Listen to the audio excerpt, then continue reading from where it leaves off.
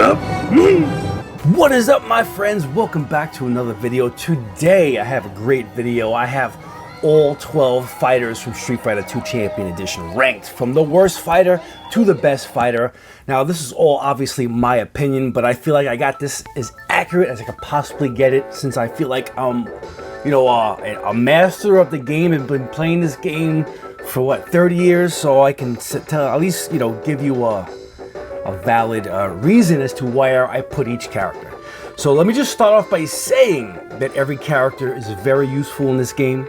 Street Fighter 2 is well balanced, and as the game evolved, as it continued to evolve, Capcom tweaked it, and added even more balance as the game progressed. It's best to learn and master at least 3 characters. This way, you'll have some versatility in countering other characters. If you want to play and compete online against other people, you will want to learn how to use all the characters so you can better understand their vulnerabilities and attacks when you play against them. Now this list is how I rate each character within the Street Fighter 2 Champion Edition game. Let's get started. Now number 12. Now you have to have someone be last, right? And although he's extremely powerful, fast, I mean, some people enjoy using him. I mean, I like to use him too. He's a lot of fun, and that is Bullrog. Bullrog is fast and powerful in the hands of endgame players. But other than that, the average player will have a tough time using him against just about every other character, especially when playing against other human opponents. His poor leaping ability gives him very little to combat projectiles, he has no throw, and his special abilities can be countered rather easily.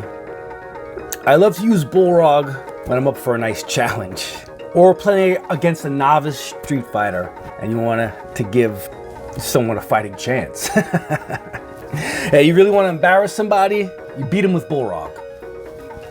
Alright, so number 11 on my list is going to be Zangief. The Russian wrestler is not as dangerous as the later sequels would prove, like let's just say Street Fighter 4 and 5. But in Champion Edition, he simply doesn't have a quick way to close the gap to grab and pile drive opponents into the ground like he can in more modern Street Fighter games. In Champion Edition, his horrible leaping ability will make him easier to deal with, and he also doesn't have any special abilities with any real threat aside from the overpowering pile driver. Now, the 10th spot will go to ChunLi.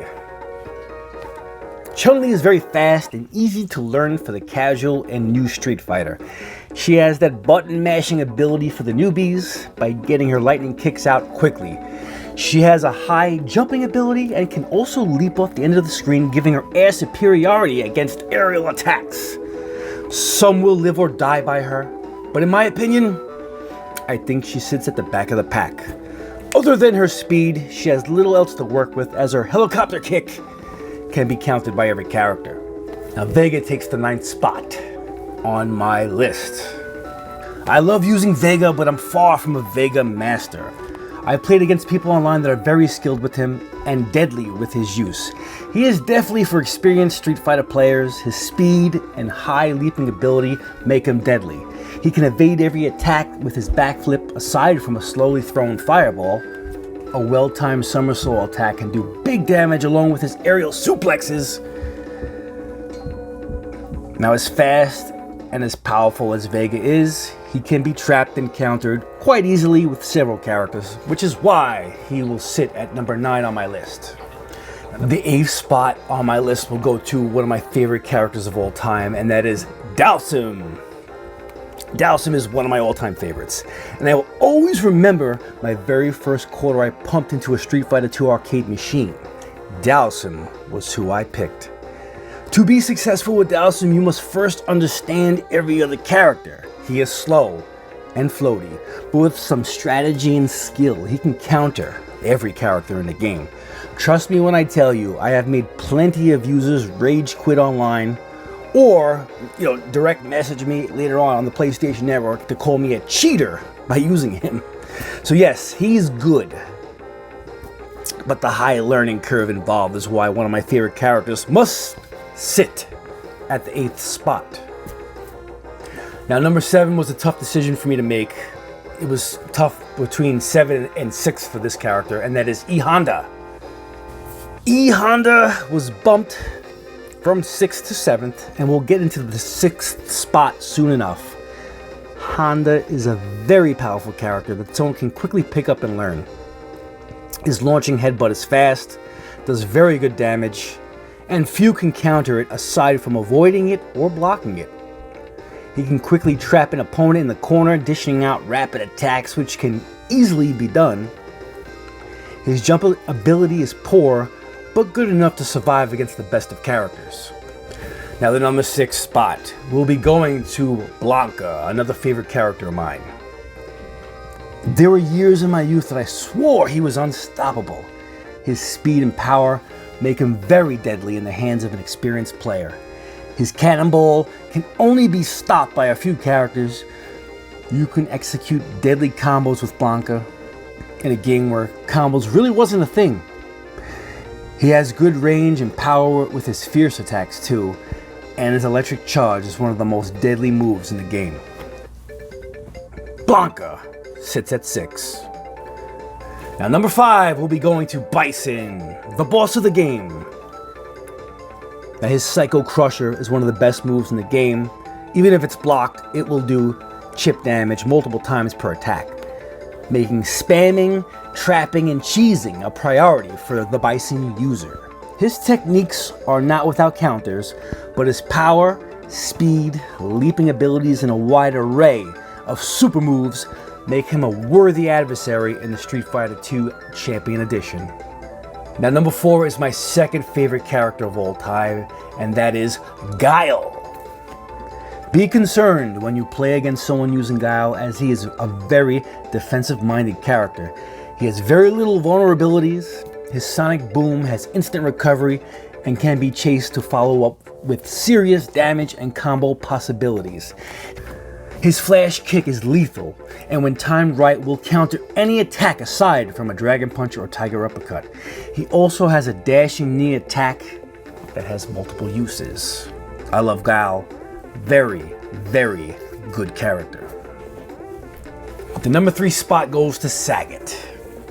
The speed in which he can execute his high and low fireballs and partnered with a devastating uppercut gives Saggit the 3rd spot. You put Saggit in the hands of a great player and you'll have a tough time getting close to him. Saggit has poor leaping abilities, but it just doesn't matter because he can just launch those fireballs and you'll have to take the battle to him. He just doesn't need to worry about jumping much by dishing you a constant array of changing speed projectiles high and low. Now that we're getting down to the last 2 characters, the most popular characters in the game, very little separates the 1 and 2 spots. So we're gonna go with, at number 2, Ryu. Kind of rhymes, right? I mean, this is his game, isn't it, right? Ryu. I like to call him Ryu, but I know it's Ryu. He's a well-balanced fighter that can go toe-to-toe with any character in the game. His Dragon Punch cannot be countered by anything in the game. It is the most powerful move in the entire game. With an unstoppable uppercut, a fast fireball, and special moves to help you close the gaps, Ryu is a top player in the game. Moving on to the final spot, the best player in Street Fighter II Champion Edition. At least I believe he's the best player, and most professionals would probably agree, and that is Ken. The number 1 spot goes to my favorite player in the game. The long, bleached blonde hair with black eyebrows probably wouldn't look so tough outside of the game, but he is the best character in Street Fighter II Champion Edition, at least in my opinion. His differences between Ryu are tit for tat, aside from the vast difference in range of the Dragon Punch. Each of their Dragon Punches are unstoppable. However, Ken's Dragon Punch has more reach, which would give him a slight advantage at a one-on-one, at least in my opinion anyways. So that's why I had to put Ken in front of Ryu. That longer Dragon Punch range makes him a little better. So there you have it, gentlemen. I hope you enjoyed my list. I hope you enjoyed the video, and I'd love to know if your list differs from mine. let me know. Tell me why. Do you not agree, or you agree with my list? Let me know in the comment section. And if you're new here, don't forget to hit the subscribe button. Hit the like button if you like this type of content, so I'll know to do more kind of videos like this. This was pretty fun for me to do. So yeah, I like doing countdown lists, at least with games that I'm very familiar with, obviously. So anyway, hope you enjoyed this video, and I'll talk to you again later in the week for Wednesday Night Live. This week we're gonna be playing on the Street Fighter 2, the Capcom Legacy cabinet. I want to do a Darkstalkers run. Pretty new to that game, but I recently beat it, and it's kind of fun, man. So I'm gonna see if I can do a live playthrough on the Capcom Legacy. Thank you, everyone. Talk to you soon. Peace out.